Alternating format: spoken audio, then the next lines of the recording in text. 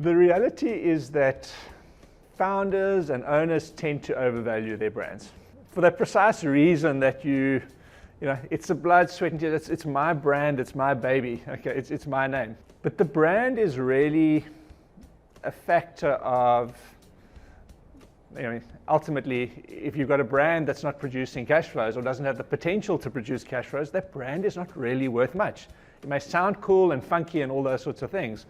What we do look at, though, in terms of brand, you know, some of the proxies we look at when how long has a business been in existence? You know, if a business has been going for 10 years, it's far likely to have a higher brand equity than a business that's been going for, you know, 1 year. Okay, so very simple, but the length of how long you've been in existence for, you know, how many customers do you have? You know, what's your distribution in terms of your customers? Have you got like one customer who's using it? I can tell you, nobody knows who's supplying Pick n Pay with milk necessarily. You know, because that supplier is probably into that value chain. It's not that it's not a valuable business, but the brand is irrelevant. You're buying from Pick n Pay, whatever milk's on the shelf, you're going to buy it, right? So the more customers you've got is also often an indicator of your brand value. You know, and that's why businesses like WhatsApp, Facebook, and that, you know, that they ascribe a lot of brand value to them, is because lots of people know who these brands are. Equally, that can go the other way around very quickly. You can have all this brand, let's call it equity, but if something goes wrong, I mean, I'll use an example, probably a bad example, but of Gravity Payments, okay?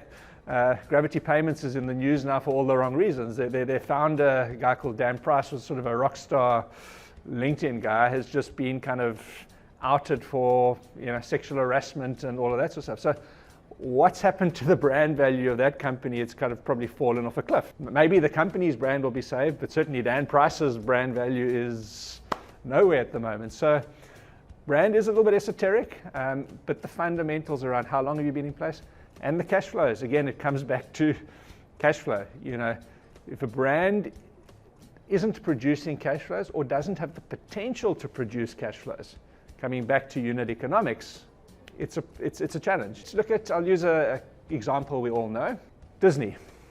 Up until 2 years ago, Netflix was the go-to streaming platform, right? Okay, Disney Plus, certainly in South Africa, didn't exist to any great extent. I saw an article the other day how Disney has suddenly gone from there to there. You know, they've literally overtaken and multiples of Netflix's valuation. Okay, but Disney as a business, you know, the brand, the quality of their earnings, you know, it's not just showing syndicated content. They create their own content. They've got the theme parks. Disney as a brand has got massive value. All comes back down to the cash flows they generate though. So long answer to a very short question, but brand is a complicated thing. It's about cash flows, it's about tenure and duration, and it's about how many customers and that you reach. I mean, you can lay that in many different ways, but for us, I guess those are sort of the fundamentals that you need to look at.